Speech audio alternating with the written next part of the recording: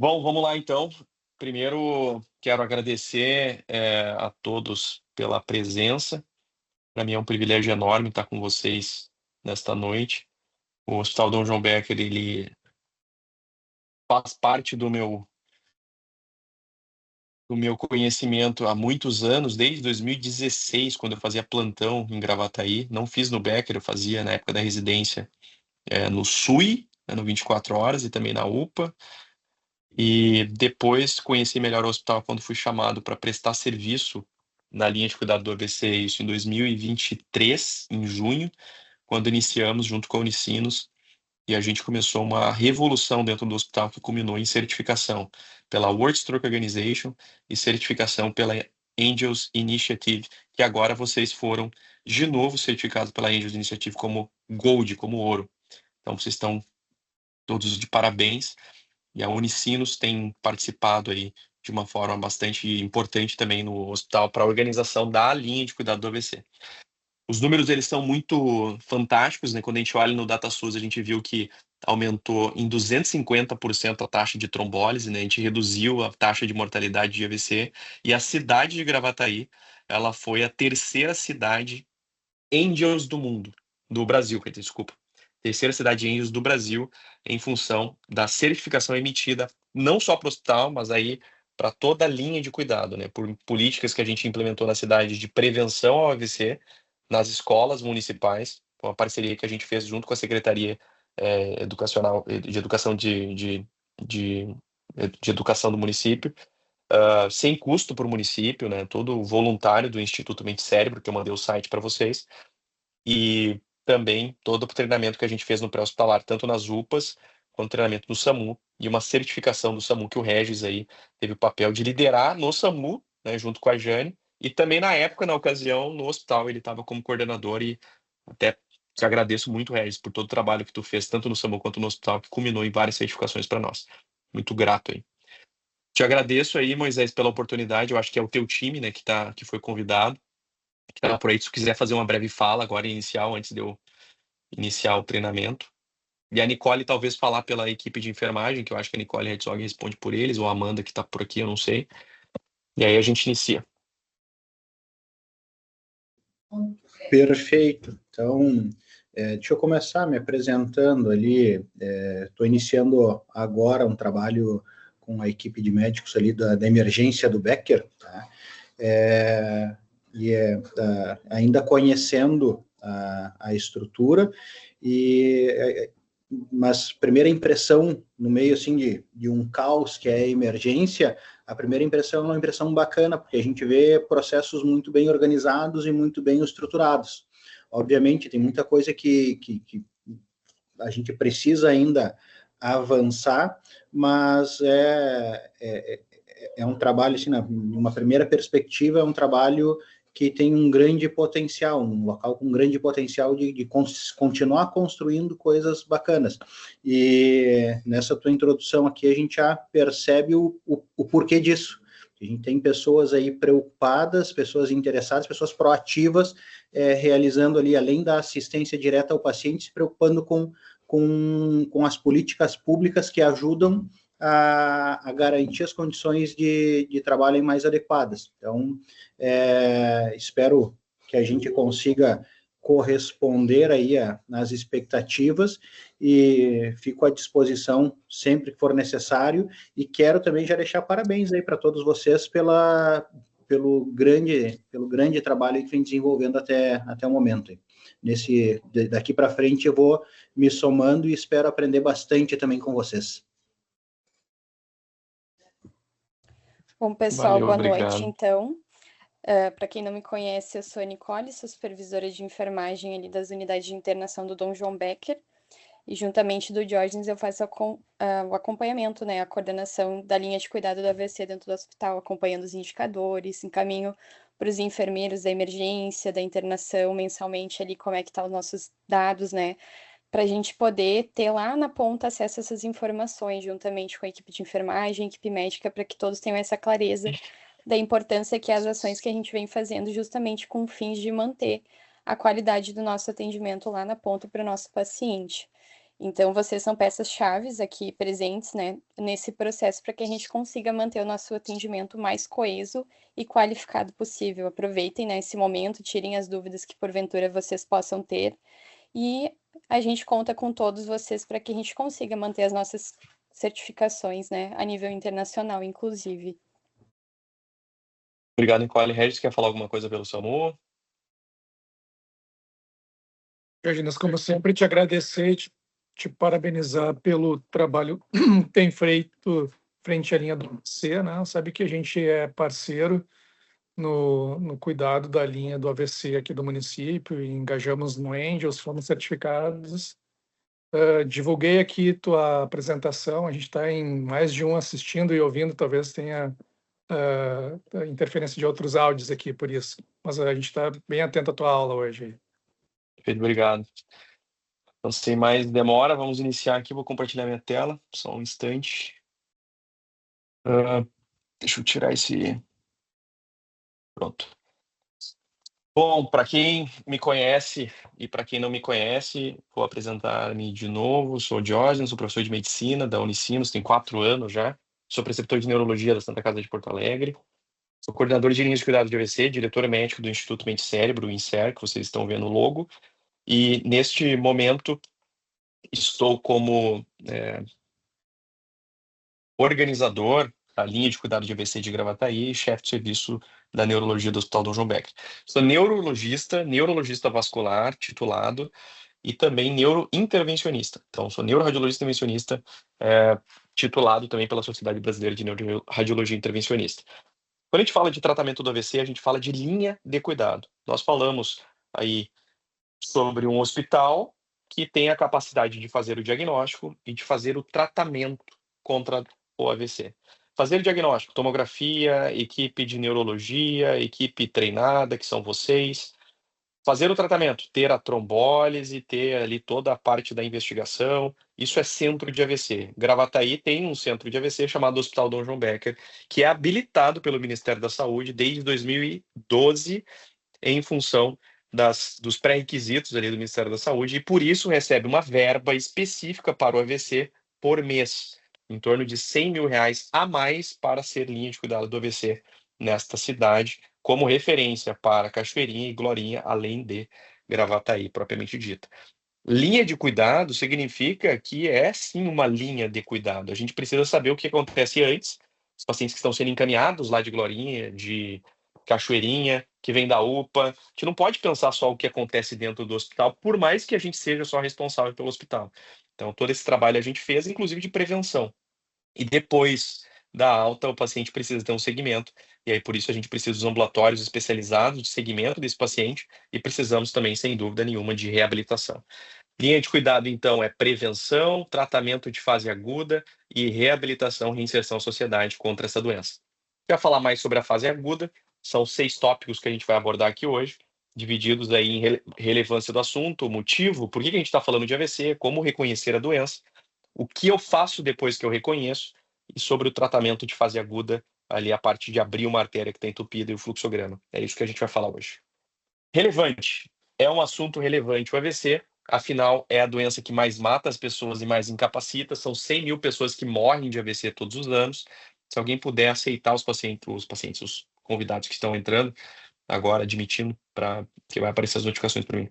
Então, a primeira causa de morte, são 100 mil pessoas que morrem todos os anos, é a principal causa de incapacidade. Então, as pessoas que sobrevivem no Brasil, que é em torno de 300 a 400 mil pessoas que sobrevivem ao AVC, elas ficarão aí incapazes de voltarem a trabalhar, em 70% das vezes. E em 50% das vezes elas não conseguirão tomar banho, se vestir e fazer as coisas delas sozinhas sem a ajuda de outra pessoa. Ou seja, é uma doença que afeta a família inteira. E afeta a sociedade, afinal, o indivíduo não está mais trabalhando. E por isso ele vai custar para a sociedade. Vai custar mais caro o INSS, que todos nós pagamos, vai custar mais caro o imposto de renda que todos nós pagamos, porque essas pessoas vão se aposentar, não estarão mais trabalhando, vai custar mais o serviço de saúde, porque o AVC, que tem AVC e fica vivo, com sequelas, sem um tratamento, ele vai reinternar no hospital, ele vai ter novos eventos, novos AVCs. Esse paciente ele vai ter pneumonia aspirativa por conta da disfagia. Então, ele vai internar de novo em um ano, 2 a 3 vezes, por conta de pneumonia aspirativa.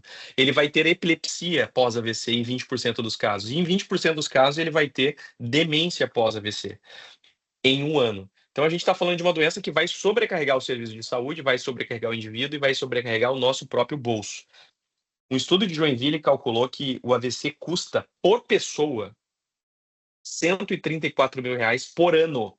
Então, uma pessoa que tem AVC que vocês atendem ali, se vocês pararem para refletir, ela vai custar, nesse primeiro ano, R$ 134 mil. Diógenes, no segundo ano, R$ 134 mil de novo. Então, por ano, em média, um paciente com AVC custa isso.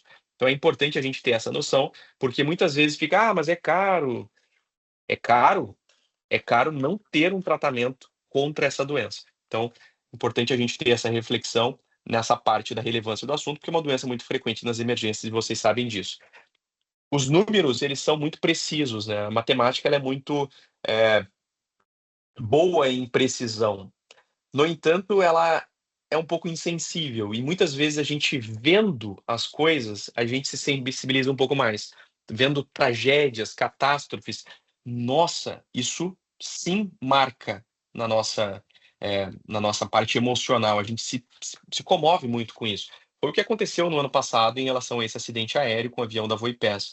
Isso saiu ali, ó, em vários locais, né? Saiu no G1, saiu na BBC, na CNN, a reportagem sobre um acidente aéreo, que sim é uma tragédia, teve vítimas que morreram aí em função desse acidente. Mas o AVC não sai no G1, na BBC, na CNN todos os dias, mas todos os dias, do ponto de vista de mortes, é como se caíssem 5 aviões desse porte que caiu no ano passado, todos os dias, em óbitos no Brasil. A gente não está falando de quem ficou com sequelas. Então, isso é impactante quando a gente faz analogia numérica na quantidade de vítimas de AVC. E, como vocês sabem, a maioria de vocês sabem que ela é uma doença frequente, nós temos um cálculo para quantas pessoas terão AVC ao longo da vida. Para cada 4 pessoas, uma terá AVC ao longo da vida. E aí, se você olha para a tua família, normalmente as famílias, dentro do mesmo teto, estão divididas em 4. Então, de cada 4, uma vai ter AVC. E o que é pior é que pode ser alguém que a gente menos espera. Não é só uma doença de idoso. A gente tem visto cada vez mais, e quem trabalha no Becker sabe disso, a gente tem visto muito jovem com AVC. Cada vez mais os jovens estão tendo AVC. É importante a gente saber que está uma doença perto da gente. Quem mora em Gravataí, é bom que o serviço esteja organizado e que as equipes estejam organizadas para atender melhor os pacientes. Essa aí que está na tela é a primeira escala que eu quero que vocês memorizem, a escala de Rankine modificada, ou escala de Rankine, ou escala de MRS. É uma escala que mede funcionalidade, que mede sequelas, as consequências do AVC. Essa escala ela vai de 0 a 6. 6 é óbito, 0 é sem sintomas. E quando você analisa, os pacientes que estão ali em 3, 4 e 5 são aqueles que têm mais sequelas. O 5, por exemplo, é o paciente que está acamado, ele não conversa com as pessoas, não tem vida de relação, está com sonda, está com fralda, é o 5, que muita gente às vezes acha que é pior do que o óbito. Então, o AVC, ele tem essa marca registrada de sequelas e óbito, sequelas e óbito. E o que a gente pode fazer? Tratamento de fase aguda. Quando tem uma artéria fechada, uma artéria que explodiu, quando a gente faz o tratamento de fase aguda, todos os ensaios clínicos eles foram desenhados para fazer com que o paciente fique entre 0 e 1 na escala de funcionalidade de Rankine.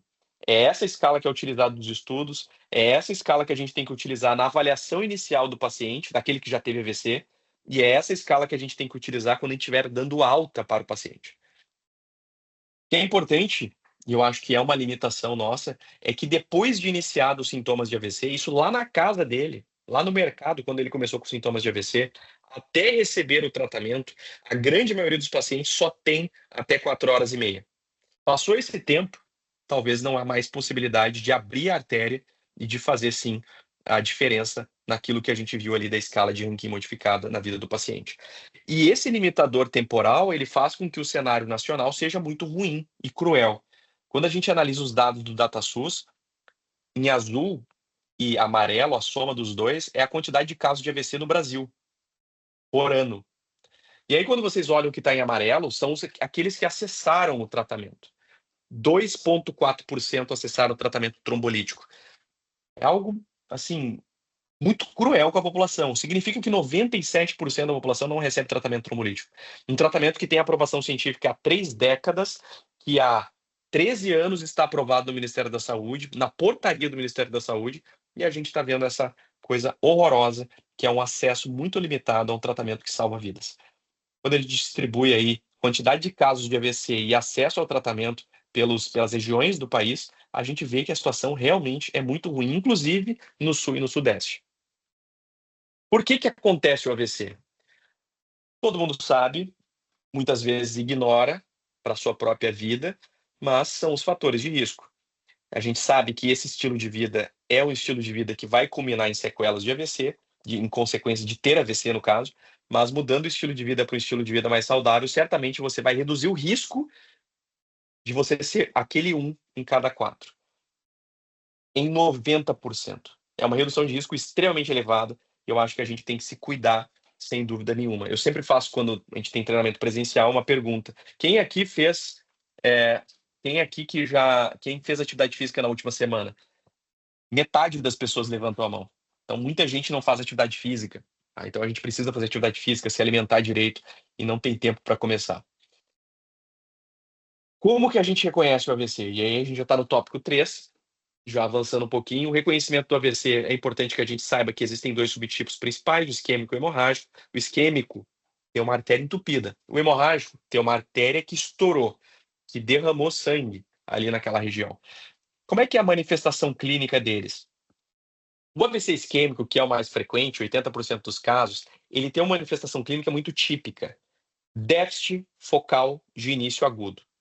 Quem gravar essa frase e entendê-la vai saber reconhecer o AVC em todas as situações. Entender as coisas que a gente lê é uma necessidade para que a gente não seja analfabeto funcional. No Brasil, 30% das pessoas são analfabetos funcionais. Leem, até fala a palavra, mas não está entendendo o que está sendo dito. Então vamos entender o que diz isso. Déficit é prejuízo, é perda, é redução. Focal é o oposto de generalizado, é um foco. Então é uma região do cérebro, não é todo o cérebro. Então é o braço que não mexe. É o braço e a perna que não mexe. Ele falava, agora não está falando mais, por isso que é um déficit. Então, isso é déficit focal. Só que déficit focal não é sinônimo de AVC. Por isso que tem o início agudo. Então, quando a gente fala de alguém que está com o braço fraco há 6 meses e que só vem piorando, isso pode ser tumor cerebral, isso pode ser esclerose múltipla, pode ser esclerose lateral amiotrófica, não necessariamente é AVC. O AVC, ele tem uma marca registrada, assim como qualquer outra emergência vascular. Início agudo.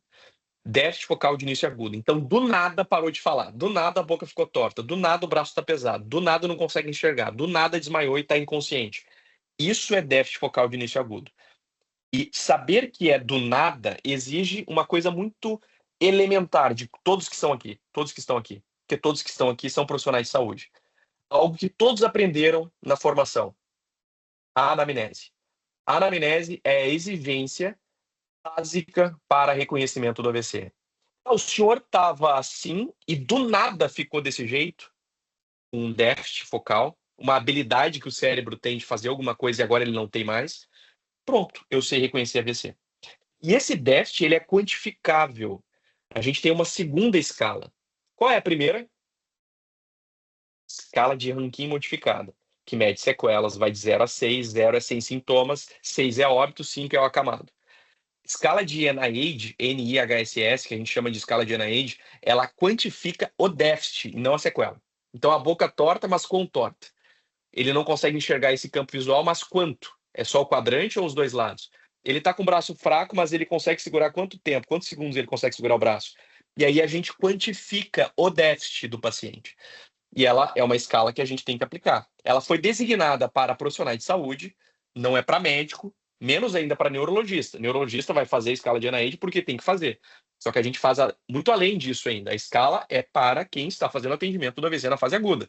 O enfermeiro, o técnico de enfermagem, o médico da emergência tem que fazer. Tem treinamento Eu acho que depois podem passar para vocês o treinamento. E quem fez o treinamento de 30 minutos a 1 hora tem certificação e aí pode aplicar a escala. Não é para decorar a escala, é uma escala que você olha o papel ou você olha no celular, no aplicativo e você aplica ela, que é uma mensuração do déficit. Ponto. O paciente com protocolo de AVC, porque é um déficit focal de início agudo, ele tem um NID de 6. Ponto. E o marcador aqui dessa escala é que quando é maior do que 6, talvez uma artéria grande esteja ocluída. Como, por exemplo, a cerebral média, como, por exemplo, a carótida. Então, a gente talvez tenha que acrescentar um outro tratamento, que é a trombectomia mecânica nesses pacientes que têm um NID acima de 6. Faço trombólise e faço a trombectomia mecânica. Jorge, mas e o hemorrágico? Qual é a apresentação clínica? Olha que, desculpa a palavra, que sacanagem. Déficit focal de início agudo. Ou seja, não dá para diferenciar somente pelaquela ferramenta que eu falei para vocês, que é a anamnese. Eu não consigo diferenciar. Então, por mais que o cara seja especialista em AVC, fez 1 ano de pós-graduação em AVC, é titulado pela Sociedade Brasileira de AVC, que sou eu, fez neuroradiologia intervencionista, que só cuida de AVC, o cara é ultra especialista em AVC, está há vários anos, e ele está atendendo um caso de AVC presencial, ele que fez a escala de ANAID, ele que examinou. Eu não consigo diferenciar isquêmico de hemorrágico. Não dá. Eu preciso de outra coisa, que é um exame de neuroimagem. Sobretudo para o AVC hemorrágico intraparenquimatoso. Tem um outro subtipo de AVC hemorrágico, que nem chamamos de AVC hemorrágico, a gente chama de hemorragia subaracnoide, que é o tipo que é o próprio nome da doença, é quando o sangue não está dentro do cérebro, está nas meninges. Na meninge, que é a subaracnoide. A membrana subaracnoide é uma meninge. A meninge, a mesma da meningite, ela causa dor quando tem sangue ou quando está inflamada. E por isso causa muita dor de cabeça. E esse paciente que vem só com dor de cabeça, a pior dor de cabeça da vida, ele pode estar com essa condição que não chamamos muito de AVC hemorrágico, a gente chama de hemorragia subaracnoide. Hemorragia subaracnoide provavelmente tem um aneurisma que estourou e esse paciente vai precisar de hemodinâmica para fazer a embolização do aneurisma ou uma cirurgia aberta para fazer a clipagem do aneurisma. Jorge, o AVC isquêmico e o AVC hemorrágico intraparenquimatoso pode causar dor de cabeça? Pode. E causa muitas vezes. Mas não é aquela dor de cabeça extraordinária. Até pode ser, mas não é tipicamente. Então, o que eu tenho que falar para vocês é que a gente tem 2 síndromes neurológicas de apresentação do AVC. O AVC isquêmico hemorrágico pode dar dor de cabeça e costuma se manifestar como déficit focal de início agudo. E aquela hemorragia subaracnoide é só dor de cabeça. Então, o paciente que chega na emergência e só tem aquela crise de enxaqueca, pode ser que não seja crise de enxaqueca. Aquela dor intensa. Faz a tomografia para ver se não tem sangue no espaço subaracnoide. Esta é menos frequente, mas ela acontece, sobretudo em mulheres que fumam, que usam anticoncepcional. Elas têm maior risco, que são hipertensas. É mais comum em mulheres. Então, assim, é importante vocês terem essa visualização dessas 2 síndromes neurológicas. Para ambas, precisamos de um exame de neuroimagem. O problema do AVC é que ele normalmente não é uma emergência intuitiva. Ser intuitiva significa que a gente não precisa de um processo racional para, peraí, é porque é isso aqui, por isso que é uma emergência.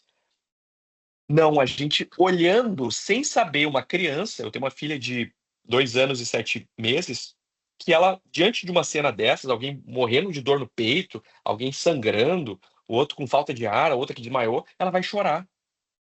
São emergências intuitivas. Todo mundo sabe que alguém está passando mal. O AVC não. O AVC, ele, diferente dessas condições, o paciente, às vezes, que está com a doença que mais mata e incapacita as pessoas, ele vai achar que deu mau jeito no braço. E está falando enrolado porque ele tomou um Zolpidem ontem à noite, ou porque está nervoso, ansioso, ou aquela tontura que ele está apresentando é uma labirintite. Cuidado com isso. A maioria dos pacientes com AVC não tem dor de cabeça. E é importante vocês saberem disso. Durante a residência médica, fui meio maluco e fiz o meu mestrado durante a residência. E a gente entrevistava os pacientes e os familiares perguntando: quando começou o sintoma de AVC, procurou ajuda médica na mesma hora? 41% dos pacientes, mesmo com a doença que mais mata e incapacita, não procuraram na primeira hora o serviço de emergência quando essa doença começou. E por quê? Achei que ia passar, achei que não fosse AVC, não sabia como procurar ajuda. Um dos que não sabia procurar ajuda foi de ônibus para o hospital. Foi na parada de ônibus. Então, isso mostra um total desconhecimento da população sobre o reconhecimento dessa doença. É importante que vocês saibam disso, porque isso não é só com o paciente e o familiar. Às vezes, dentro do hospital, manda para casa. A gente tem uma coleção de pacientes que foram atendidos no hospital, que a gente está falando com vocês agora, que foi para casa e voltou depois com complicações do AVC. Cuidado na hora de mandar para casa. Déficit focal de início agudo não é para mandar para casa. Déficit focal de início agudo é para fazer tomografia e acionar a equipe da neuro, que está 24% disponível para vocês. E olha só, esse caso aqui que eu apresento para muitos hospitais é um caso que aconteceu aí, no Hospital Dom João Becker. Mas nesse caso, a equipe da emergência, na época liderada ali pelo Regis, foi muito assertiva. Era uma paciente que estava com disfagia, estava com a incapacidade de deglutir direito. Era isso. Eu vou resumir o caso para vocês. Era uma mulher entre 40 e 50 anos de idade, tinha feito um procedimento dentário. Ela fez anestesia local, isso foi de manhã. E à noite ela estava jantando, enquanto assistia a novela, e do nada começou a engasgar. Ela, mas que coisa, engasgando, né? Ela contando a história para mim, eu que coletei a história depois, né, quando a gente estava avaliando da neuro. E ela procurou quem na segunda-feira? Na segunda-feira não, no outro dia. Quem que ela procurou? Ela procurou o dentista. Por quê? Porque a culpa era do dentista, que fez a anestesia e talvez a anestesia deu algum problema, e por isso que ela está engasgando. Ele falou que não era com ele. Ela falou, esse dentista está de conversa. Ela ia procurar outro dentista e ao longo da semana não deu tempo. Ela começou a ter tosse, começou a ter febre, ou seja, ela estava com pneumonia. E ela procurou o hospital, a equipe da emergência do hospital avaliou essa paciente foi diagnosticada com pneumonia aspirativa, mas estava esquisito aquela dificuldade para deglutir. Chamaram a equipe da neuro foi avaliar, e essa é a tomografia feita no Hospital Dom João Becker da paciente. Olha o que ela tinha ali, ó. Laudado como normal. Acontece. Por isso que a especialidade ela é necessária. A gente falha, todo mundo pode falhar. E assim, o dentista podia ter orientado ir para neuro porque ele não reconhecia os sintomas de AVC. Ele não falou para ir para neuro. Ele falou que não era com ele, ponto. Isso que era outra coisa, que era ansiedade. E todo mundo tem que saber que essas coisas podem ter sim AVC. Afinal, o que ela teve foi o quê? Déficit focal. O cérebro coordena a deglutição? Sim. Tanto é que estava cometido ali. Foi focal e foi de início agudo, foi do nada. Tem que saber reconhecer a doença que mais mata e incapacita. Então, déficit focal, gente, é um prejuízo do funcionamento do sistema nervoso. O sistema nervoso funciona como o sistema nervoso periférico, que está em azul, o sistema nervoso central, que está no cérebro e a medula espinhal, que vocês estão vendo em cinza. E quando a gente fala de acidente vascular cerebral, a gente está falando do cérebro. Acidente vascular cerebral. O cérebro é a estrutura mais complexa do universo. Não é do corpo humano. É do universo. Não tem buraco negro que compete com essa complexidade. Para pensar, eu estou aqui, na Carlos Gomes, aqui em Porto Alegre, falando de um computador, vocês estão me vendo pela câmera, eu estou projetando uma coisa no meu computador que foi desenhada essa uma coisa há várias décadas atrás por um anatomista chamado Netter, que alguns aqui de vocês conhecem, e vocês, na casa de vocês, no hospital onde vocês estão vendo essa imagem que eu estou projetando aqui. E quem fez tudo isso? Essa comunicação por internet, satélite, tudo isso que a gente está fazendo? O cérebro humano fez isso. Então é uma estrutura extremamente complexa. E ela é muito nobre. A gente está falando principalmente da parte cognitiva, mas o cérebro humano ele faz os maratonistas fazerem os recordes, faz as pessoas deglutirem, faz as pessoas enxergarem. E na hora de enxergar, o radiologista dá o laudo. Tudo isso é o cérebro. Ele faz o coração bater mais rápido, mais forte, ter sede, ter fome, ter coordenação motora, ter equilíbrio, não ter a labirintite. Tudo isso é o cérebro que faz. Então, é importante saber que essa estrutura deve ser cuidada. E por isso a gente tem que prevenir o AVC, porque ter um AVC é muito ruim. No infarto, você vai ficar com falta de ar. No AVC, tu vai ficar na cama. Importante a gente saber disso. Gente, essa estrutura, ela tem 86 bilhões de neurônios. Cada neurônio individualmente se conecta com, em média, mais 10 mil neurônios. 86 bi se conectando, cada um com mais 10 mil. Uma grande comunicação entre eles. Sabe como é a comunicação? Ela é química, através dos neurotransmissores, serotonina, dopamina, e elétrica, numa fração de milivolts. A comunicação elétrica ela acontece a uma velocidade de carro de Fórmula 1, 350 km por hora. Olha que complexidade. Isso concentrado em 3% da massa corporal do ser humano, mas que consome muita energia. 3% que consome 30% da tua energia corporal. Não é o teu músculo que você fez academia hoje, é o cérebro. E aí, essa energia ela chega através das artérias. E uma delas, que seja interrompida, seja por obstrução ou porque explodiu, vai causar um déficit focal naquela região. Déficit focal de início agudo. Então é importante vocês saberem disso. Qualquer região do cérebro pode ser afetada. E por isso, qualquer déficit neurológico. O que deixa tudo um pouco mais confuso. Um paciente que entra com crise epiléptica, ele pode ser um caso de AVC. O paciente que tem alteração de disfagia, de deglutição, pode ser um caso de AVC. E a primeira dica que eu faço para vocês aqui, para não confundir mais, na hora de reconhecer, é que a marca registrada, como eu já falei para vocês, é o início agudo, que você vê na anamnese. A palavra em inglês para AVC é stroke, que é uma pancada. Do nada. Stroke é pancada, é uma batida. Então, do nada. E isso qualquer um pode fazer. 2. O AVC costuma dar sinais. 3 sinais, principalmente. Em 89% das pessoas, um desses 3 sinais estará presente. Boca torta, a boca vai ficar torta para o lado bom.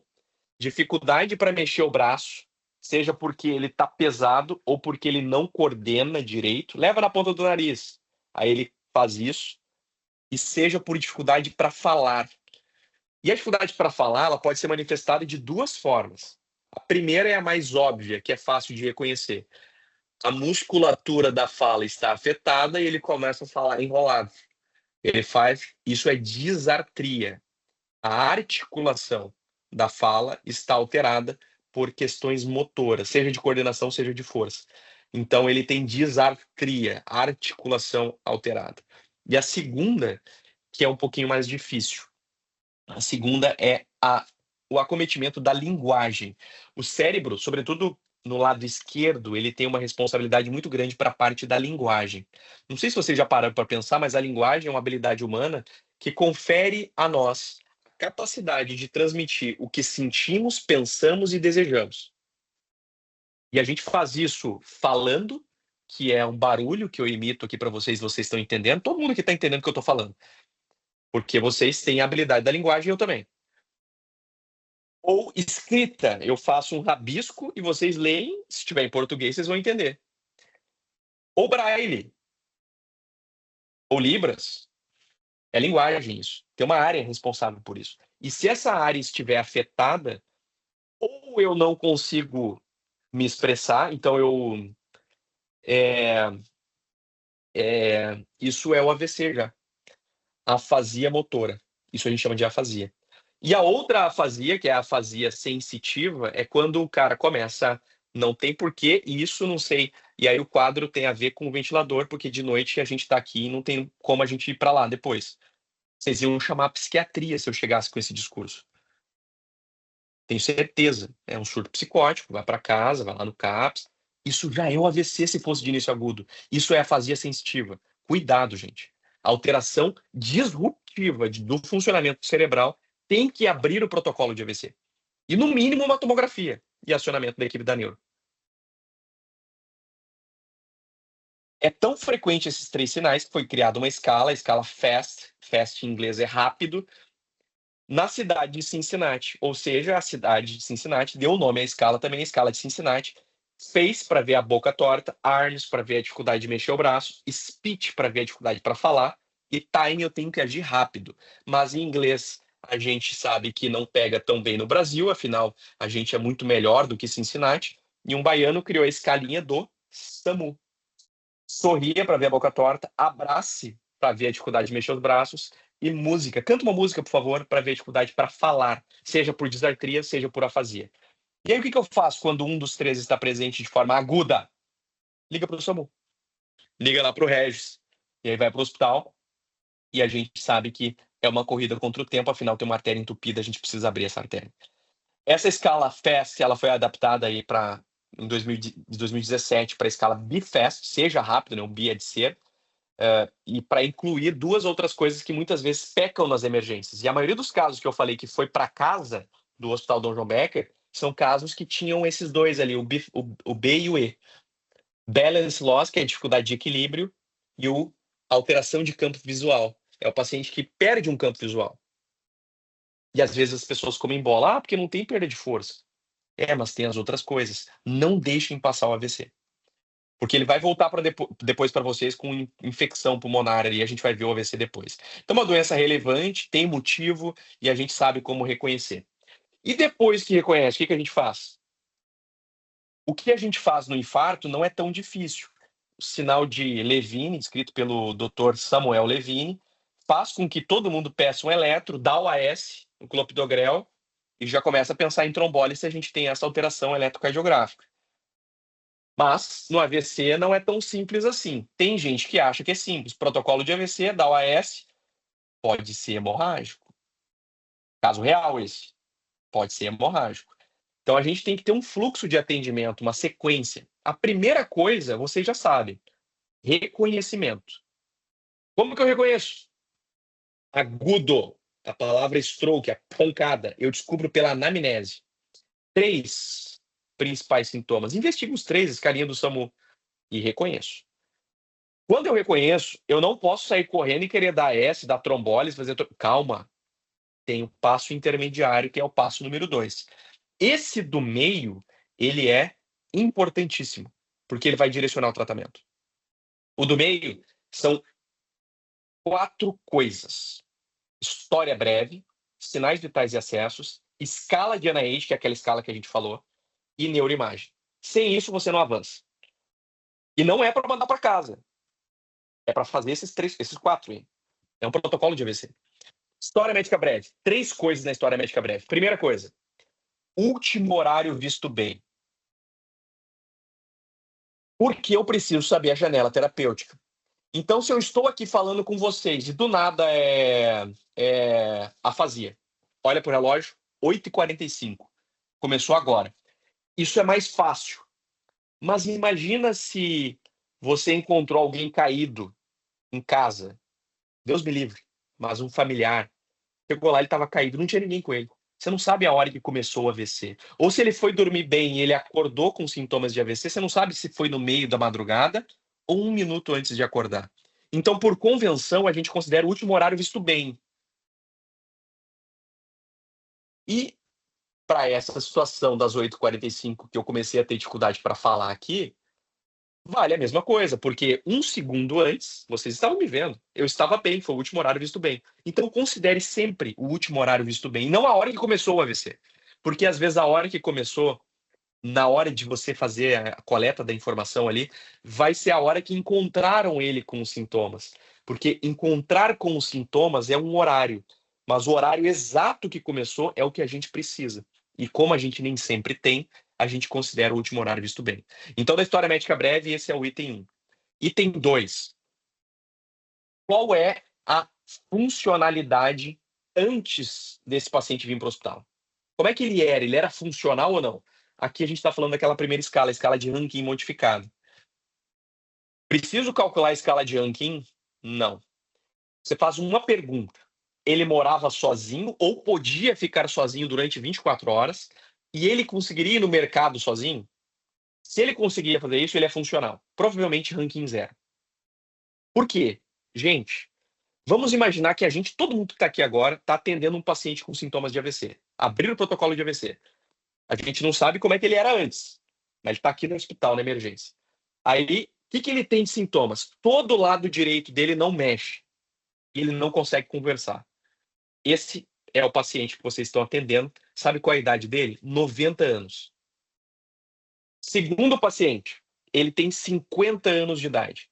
Ele está do mesmo jeito. Todo lado direito sem mexer e ele não conversa.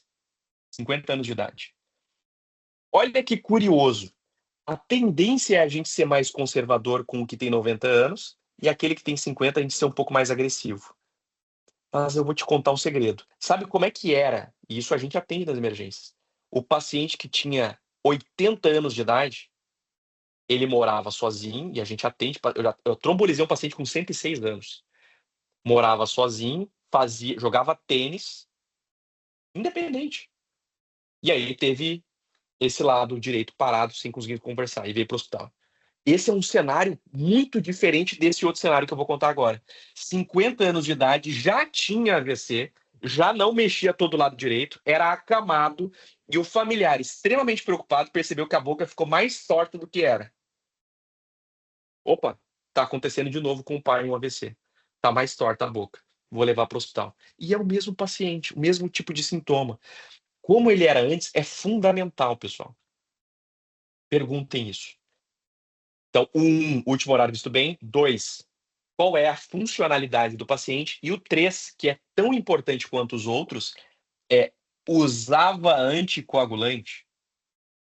Porque cada vez mais as pessoas estão fazendo diagnóstico de fibrilação atrial e estão usando anticoagulante. Perguntem isso. E perguntem isso no SAMU. Perguntem isso antes de mandar o paciente. Estão mandando o paciente para mim.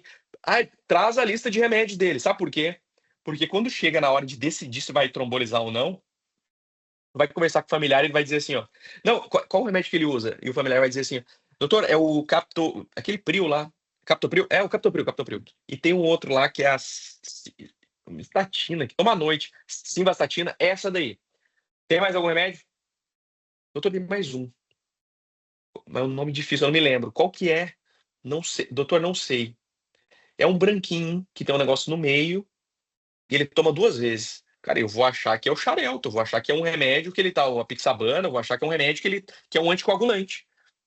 E eu não sei, eu não vou ter certeza. E às vezes é outra coisa que ele tá tomando, às vezes é uma dipirona que ele tá tomando lá de 12 em 12 horas, que o paciente talvez o familiar talvez lembraria, mas esse não saber inviabiliza o tratamento trombolítico.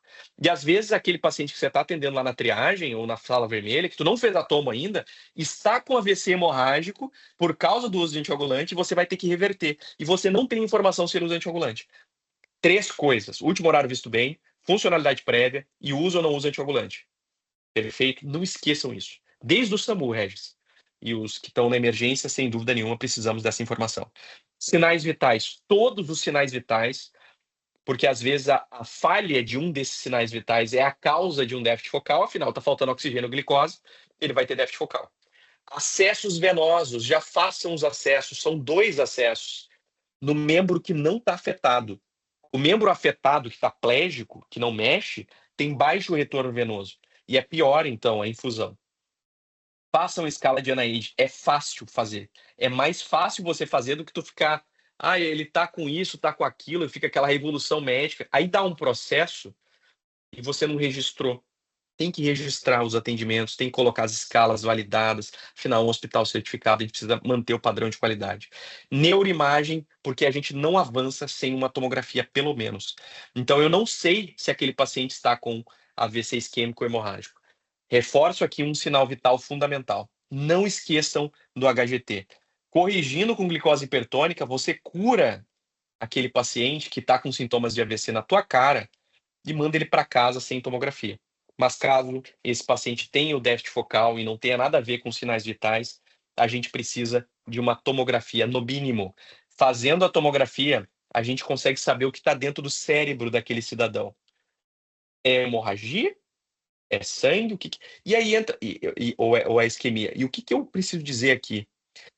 Na inviabilidade de saber o que esse cara que a gente está olhando aí com o olho fechado e com a boca torta tem, ela nos deixa tão parado. E quando vocês param para analisar, e eu vou falar de uma forma bem grosseira aqui e simples, o tratamento do AVC isquêmico é deixar a pressão mais alta para facilitar a circulação colateral, pressão mais alta, e afinar o sangue, porque tem uma artéria ocluída. Eu vou dar AS, vou dar trombólise, heparina, para cada situação é uma situação. Afinar o sangue e deixar a pressão mais alta. O tratamento do AVC hemorrágico é o oposto. Se eu deixar a pressão mais alta, ele vai continuar sangrando e vazando sangue. Tem que baixar para 140 sistólica.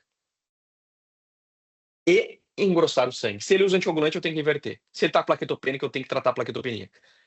Se ele está com AVC hemorrágico, talvez eu faça o transamin, que é um remédio que engrossa o sangue. Então, olha só que crueldade. se a gente não tem uma tomografia. Por isso que fora do Brasil é muito comum a gente ter ambulâncias com tomografia. Aí lá na casa do paciente, o SAMU atendendo e tem uma tomografia na ambulância. É o melhor cenário para a gente não perder tempo. Então é importante vocês terem esse entendimento. Mas quando faz a tomografia, pode ser que tenham coisas horrorosas aí. O sangue no AVC hemorrágico é visto na hora. A gente consegue ver no primeiro minuto do AVC. Já a isquemia não é bem assim. A gente não consegue ver. É uma tomografia normal. Então, diante de um paciente com déficit focal de início agudo, depois de feito toda aquela etapa 2 que vocês viram ali, faço a tomografia, tá normal, não tem sangue, eu penso em trombolizar o paciente. É isso que eu faço. Ah, mas eu vi que o AVC isquêmico ele pode fazer uma hipodensidade. Pode, vai ficar preto depois. O que fica preto? Algo que a gente chama de core isquêmico. Core isquêmico é a sequela, é o que morreu e que não vai voltar. Isso é core isquêmico. Ah, então já está tarde para trombolizar. Em geral, quem está entre 0 e 4 horas tem a tomografia normal, que é o desejável. Quando já está alterado, não trombolizo mais. Ah, mas está em janela ainda. Talvez eu não trombolizo mais, quando tem essa alteração ali, mais de 1/3. Vocês vão entender isso. Então, essa etapa número 2, ela é fundamental para definir o que vai ser feito. E aí a gente revisa ela. História médica breve. Todo paciente vem da rua. Ele não nasceu dentro do hospital, ele vem da rua. R de ranking prévio, que é a funcionalidade. U de último horário visto bem, para saber a hora que começou o AVC. E anticoagulante. 2, sinais vitais, não esquecer do HGT. 2 acessos no braço bom. Não se decora a escala de NIH, você usa uma plataforma que você usa na hora. É tão bonito quando a gente vê um enfermeiro, um técnico de enfermagem, um médico clínico fazendo. 4, neuroimagem, tomografia e fazer angiotomografia se a gente tiver um paciente elegível aí para trombectomia mecânica para encaminhar para alta complexidade. Isso aqui é a linha do tempo, nem sempre existiu tratamento. Começou lá em 95, como falei para vocês. Em 2012, o Ministério da Saúde começou a pagar isso nos hospitais que são centro de AVC, que é o caso do Hospital Dom João Becker. Veio a trombectomia mecânica ali como evidência científica e cada vez mais a neurologia vascular tem crescido aí para gerar evidência. A gente não tem aquela coisa de fazer o que a gente acha. Não é o Diógenes que acha que tem que ser feito. Isso não importa. Importa o que eu li nos artigos que saíram semana passada, semana retrasada. Isso é o que importa. Então, é grupos que receberam tratamento, grupos que receberam placebo, quem vai melhor. É isso que importa. Então, é importante vocês saberem que a gente tem evidência para o AVC, que a gente chama de nível 1 de evidência em unidade de AVC, que vocês têm, no hospital nós temos, tem uma unidade especializada, com um time multidisciplinar, tem enfermeiro especializado para AVC, com rounds. Tudo isso acontece dentro do hospital. E por isso é certificado. Trombólise intravenosa, que a gente tem trombólise intravenosa, e a trombectomia, por isso que a gente é centro essencial, não é centro avançado, também é nível 1 de evidência, mas a gente ainda não tem. A gente encaminha esses pacientes. Nível 1 de evidência significa que qualquer lugar do mundo o paciente tem que receber aquele tratamento. Um exemplo. Paciente com 2 dias com tosse, com febre, com ausculta pulmonar alterada, febre aferida, está desaturando, 2 dias de evolução com leucocitose, proteína C reativa elevada, o infiltrado pulmonar, está na tua frente o paciente. É claro que isso deve ser uma pneumonia. É óbvio que alguém especializado vai fazer o CURB-65 e vai começar o antibiótico empírico. Mas pode ser que alguém chato chega lá e fala, mas você tem certeza que você vai fazer? E se for viral? Você já viu os efeitos colaterais do antibiótico na bula? E se for uma bactéria que não responde a esse antibiótico que você está fazendo empírico? E se for uma KPC?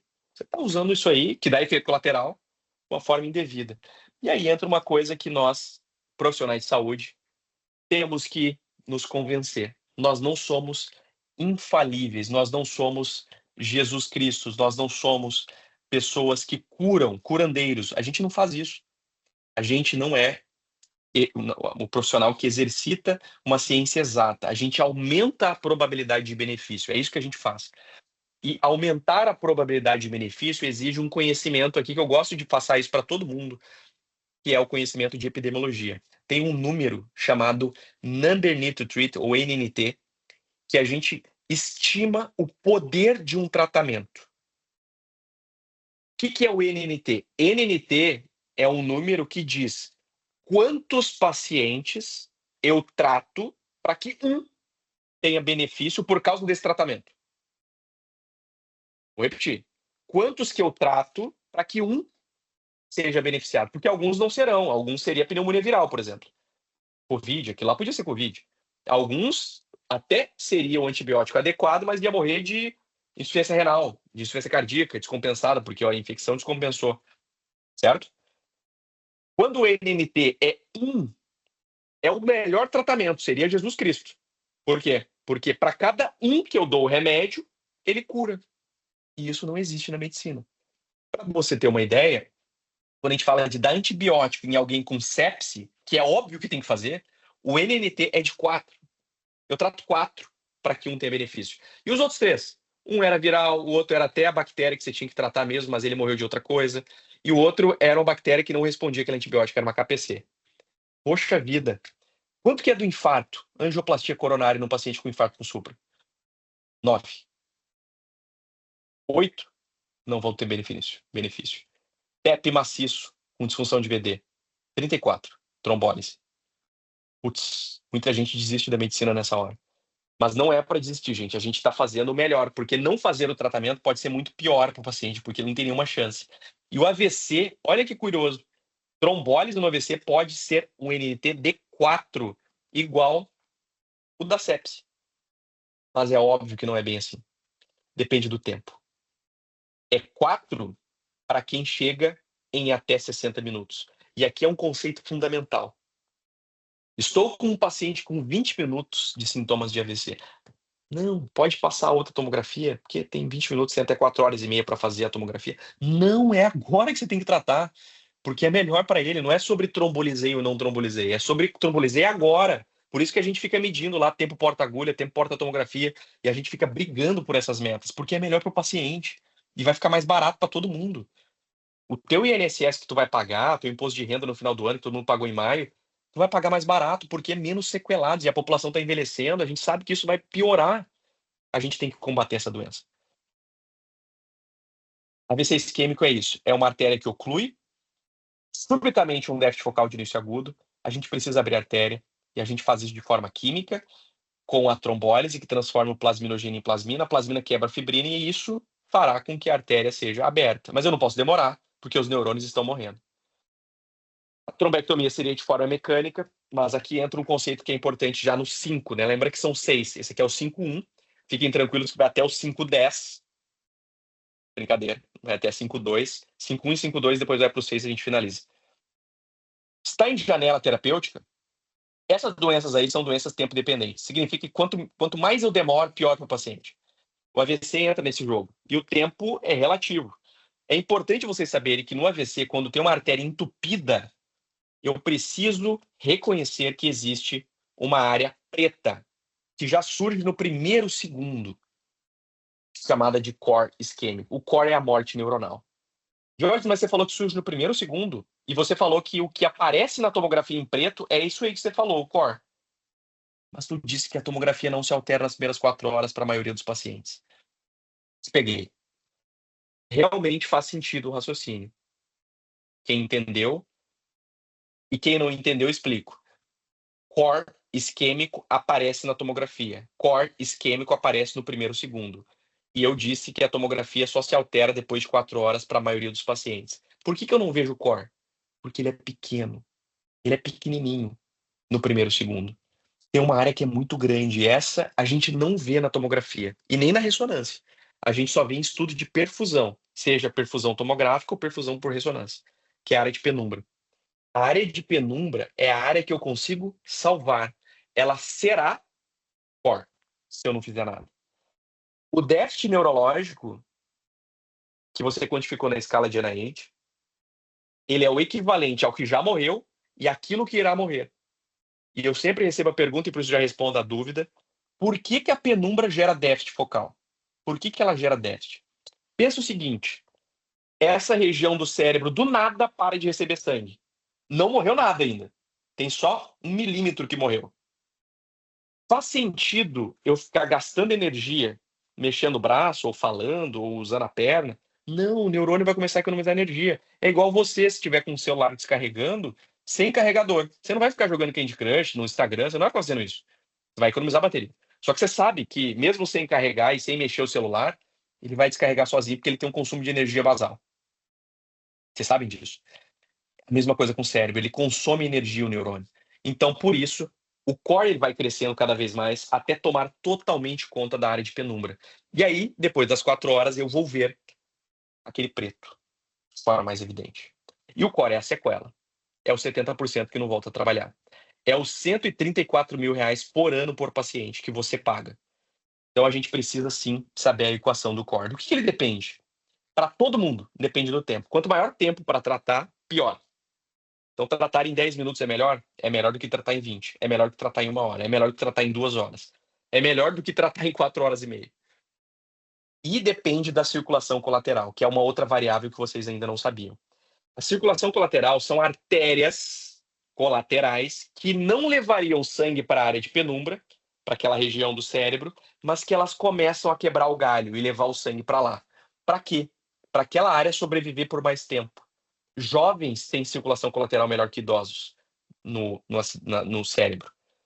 É como se fosse alguém emprestando o carregador para você. Não é teu, vai ficar 15 minutos te ajudando ali, mas você tem que devolver. E circulação colateral a gente não mede para todo mundo. E o que a gente tem de estimativa, então, para calcular o core e até quanto que a gente trata ou não, é o tempo. E por que 4 horas e meia? Porque é o que a maioria tolera. 80 a 85% das pessoas toleram até 4 horas e meia. E 15 tolerariam até mais. Jorge, tem gente que não tolera nem 4 horas e meia? Tem. Tem gente que com 1 hora tá tudo morto, tá tudo preto. E aí eu vou dizer, mesmo dentro da janela terapêutica, não tromboliza. Nossa equipe vai falar isso para vocês. Ah, porque depende da colateral e deve ser uma colateral ruim. Exatamente.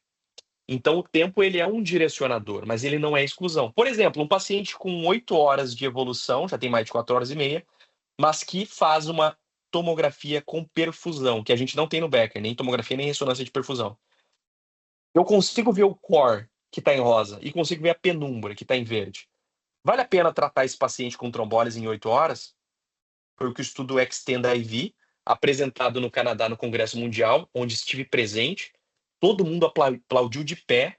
Foi um arrepio enorme assim, que eu tive na hora. 5.000 pessoas levantando e aplaudindo o estudo, mostrando que é eficaz a trombólise nesse cenário, usando perfusão. Mas é uma minoria. Lembra dos 15%? Uma minoria que pode receber esse tratamento depois das 4 horas e meia. O que a gente sabe é que o tempo é o grande marcador, o efeito do tratamento reduz, e que por minuto perdemos 1,9 milhão de neurônios. Essa é a referência do Jeffrey Saver, pesquisador de Harvard, que quantificou em ressonância funcional e de perfusão, que por minuto, aquela demora para ver a pressão, para chamar a neuro, para fazer a tomo, para qualquer coisa que vocês estão imaginando, fazer o cadastro primeiro, pede registro, pede a tomo antes de fazer, prescreve antes a alteplase, senão não vou pegar na farmácia. Tudo isso importa para a burocracia, mas não importa nada para o paciente. O que importa para o paciente é esse minuto que você demorou para fazer várias coisas. Então, isso vai determinar não só para ele, mas para o teu bolso também. Tempo é cérebro. E é importante a gente falar também que quanto mais tempo passa, maior a chance de sangrar e de complicações. E por isso, quanto mais eu demoro, mais sequelas e maior chance de sangrar o paciente. Importante vocês terem isso em mente. O que a gente tem em guideline? Até 4 horas e meia para trombólise se eu tenho só tomografia. Posso pensar em janela estendida se eu tenho outras imagens. Trombectomia para todo mundo até 24 horas, desde que eu tenha angiotomografia, para confirmar a oclusão de grande vaso. Ligo para o clínicas, eles dão ok, ligo para o SAMU para encaminhar. É assim que funciona hoje, infelizmente, aqui no Rio Grande do Sul. Unidade de AVC sempre, até para quem tem um AIT, que já passou, não tem mais o AVC. Ou para quem tem um AVC a boca torta aqui, só ele tá doido para ir embora o paciente. E aí é uma pegadinha. Eu tenho certeza que você já passou por isso. E se você não passou, você consegue imaginar a cena. Que cena? É um cara que tá só com a boca torta e tá doido para ir embora. Ele não tem nem noção do que aconteceu com ele. Ou ele até tinha um déficit maior e melhorou. E ele tá lá te incomodando para ir embora. e você com vários pacientes para atender, várias fichas, doido para que ele vá embora também. Afinal, esse é o menos grave, ele tá bem agora. E tem um cara entubado, tem outro que tá todo sequelado ali. E esse você não vai mandar embora, obviamente. Você vai mandar embora aquele que tá bem, não é mesmo? Só que esse que tu vai mandar embora com sintomas leves, ou que foi um AIT, nem tem mais déficit, ele pode estar com o cérebro íntegro agora, tá tudo bem com ele, só que ele tem uma carótida com 80% de estenose. E que se você não ver isso e não tratar isso, no Becker a gente faz isso, em 30 dias ele volta para você com um AVC de verdade daí. Aí um AVC que vai deixar ele na cama. Se você não vê o coração dele e ele tiver um coágulo ali dentro do coração e você mandar para casa, ele volta em 30 dias para você, ou antes, com AVC de verdade. E às vezes não é no teu plantão e você acha que você fez um bem dando alta para ele. Então cuidado com esse paciente, porque é uma pegadinha esse paciente mais tranquilo. A gente precisa tomar cuidado, porque depois acaba ficando mais caro. Então, assim, de forma visual, todos os casos de AVC, uma minoria é AVC hemorrágico, o tratamento principal para o AVC hemorrágico é tratamento clínico, tem uma aula só para isso, acho que isso, o hospital tem equipe de neurocirurgia, é até importante saber se eles estão fazendo essas capacitações com vocês, se não fizerem, eu acho que é importante até ter essa provocação para falar, mas a gente fica à disposição para ajudá-los também, tem o estudo Interact 3, que é um dos grandes estudos aí de tratamento do AVC hemorrágico conservador, que são um pacote de 4 medidas, né? Redução da pressão, reversão da coagulação, controle da glicemia e controle da temperatura. É o único estudo que muda as sequelas do paciente em 6 meses, aquela escala de Rankin modificada, e 80% a 90% são AVC isquêmicos, que a grande maioria, se chegasse em janela de trombólise, poderia fazer a trombólise, poucos têm contraindicação. Uma minoria faria ali a trombectomia, em torno de 20%, é quando há oclusão de grande vaso, e perceba que há sobreposição. Quem pode fazer trombólise, às vezes pode fazer trombectomia, então eu faço os dois. E quem não pode fazer nenhum desses, aí é conservador, é investigação usual, AS, às vezes usa clopidogrel, não é sempre, e aí a equipe da neuro vai fazer o acompanhamento. E todo mundo unidade de AVC, com reabilitação, avaliação da disfagia, tudo isso é feito lá dentro da unidade de AVC. 5.2. Cadê o neurologista, né? A gente sabe que o AVC pode chegar 2 da manhã, equipe da emergência leva para tomo, faz a tomo, o laudo que vem inespecífico e às vezes com falhas, e fica a dúvida de trombólise.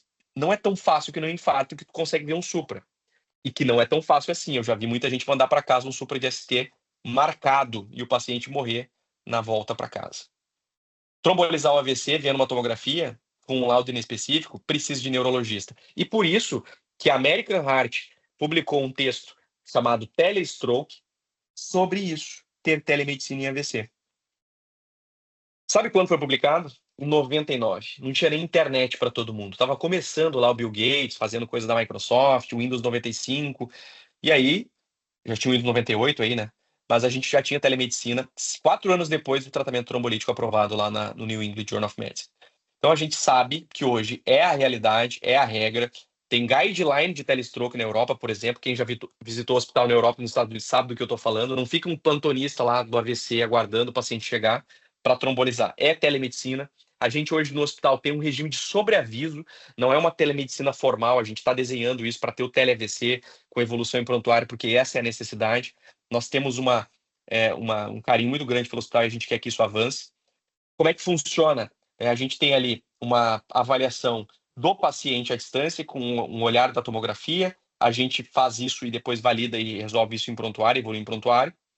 Aqui para vocês verem a abrangência da telemedicina, isso foi um estudo publicado por mim, aquele que está no palco ali sou eu, de um dos cases de hospital aqui do Rio Grande do Sul, no Congresso Mundial de AVC em Abu Dhabi, que foi no ano passado, em outubro.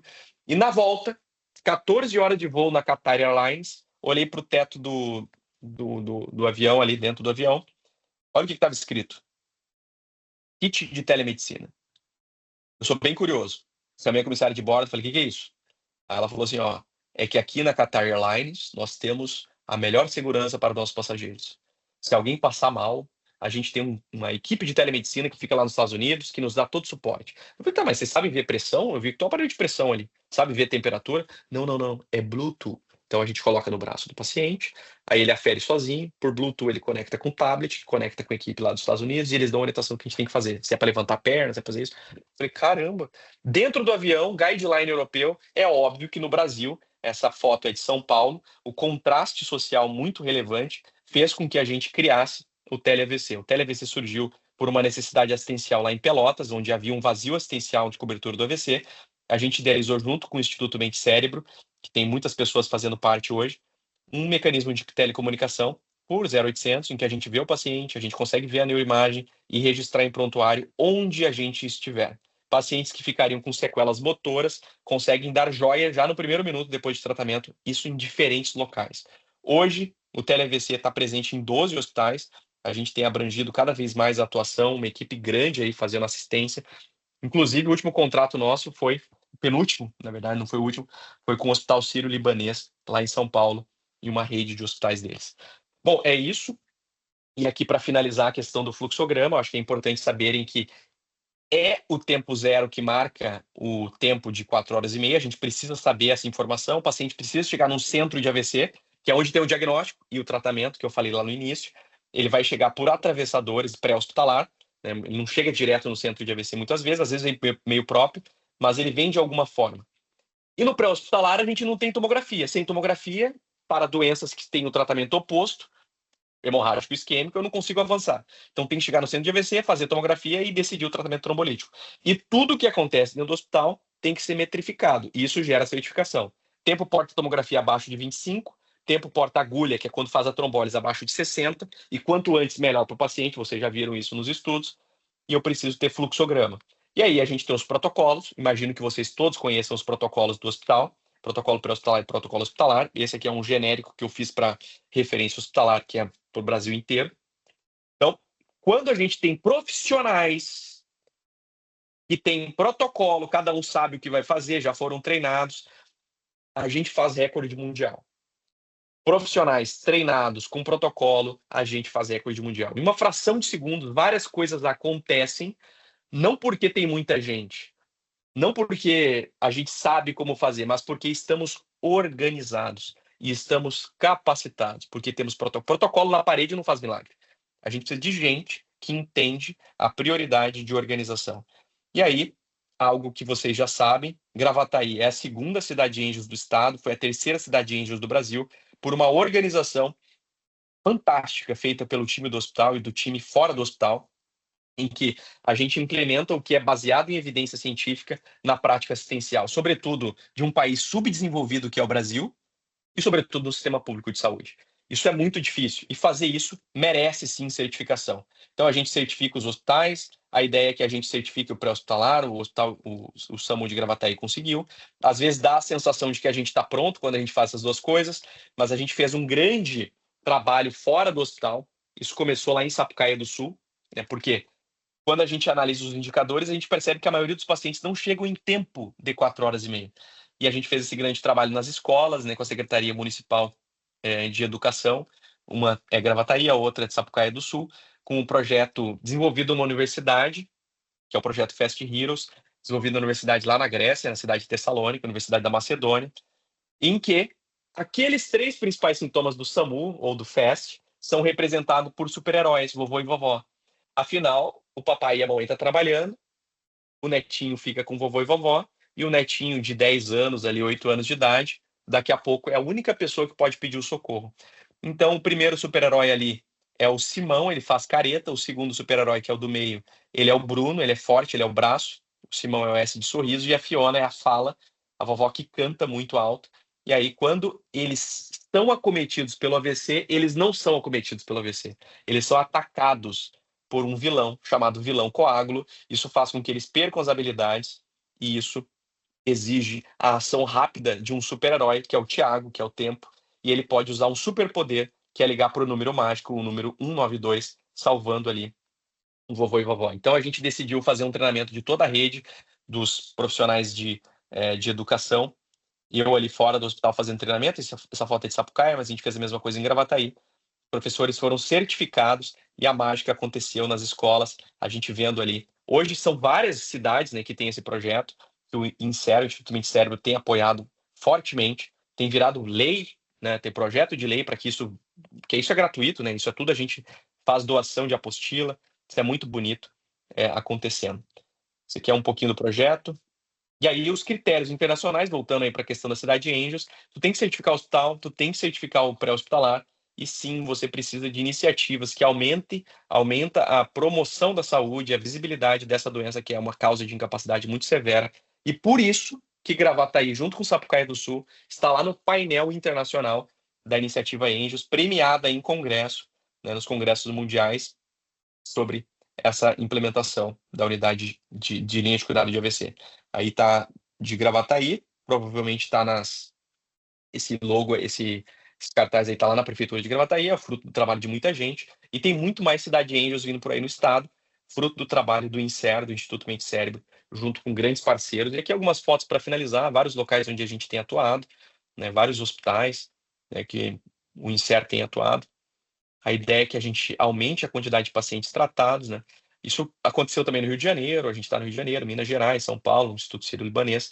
E aqui a última frase para vocês é que o Brasil não precisa de mais protocolo. Protocolo, tu abre o Google, o ChatGPT, imprime um protocolo, coloca na parede, não é isso que faz efeito. Aplicativo, tem um aplicativo japonês, tem um outro lá, não sei o que. Cara, não é isso. É gente que ouve essa mensagem, que tá essa hora da noite aqui escutando que eu tô falando, talvez já enjoado da minha voz e com fome, querendo pedir o iFood, e certamente vai ser uma comida saudável, porque a gente sabe que tem que se prevenir do AVC, mas é gente que tá aqui, que entende que essa doença tem tratamento, que cada minuto importa, e que pode ser alguém que a gente ama. E por isso, a gente precisa se organizar. Agradeço aí a todos, esses são os meus contatos, e fico à disposição para dúvidas.